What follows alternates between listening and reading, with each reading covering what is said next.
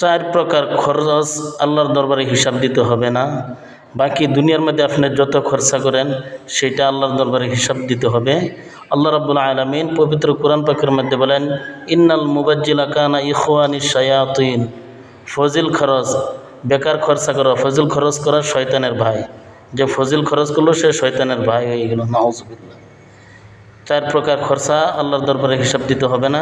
এক নম্বর, সন্তান যখন মা বাবার জন্য খরচা করে সেটা আল্লাহর দরবারে হিসাব দিতে হবে না, বরঞ্চ সওয়াব হবে। দ্বিতীয় নম্বর, কোনো মানুষ নিজের ছেলে মেয়ে, বিবি বাচ্চা, পরিবার পরিজনের জন্য যেটা খরচা করে সেটা আল্লাহর দরবারে হিসাব দিতে হবে না। সেটা আল্লাহ রাব্বুল আলামিন সদকা, আল্লাহর রাস্তায় সদকা করলে যে পরিমাণ সওয়াব, আল্লাহ রাব্বুল আলামিন তত পরিমাণ সওয়াব দান করবে। 4 নম্বর, সারাদিন যাবৎ রোজা রেখে আপনি ইফতারির জন্য যত খরচা করেন সেটা আল্লাহর দরবারে হিসাব দিতে হবে না। 5 নম্বর, আপনার রমজান মাসের চেহারি খাওয়ার জন্য যত টাকা খরচা করেন সেটা আল্লাহর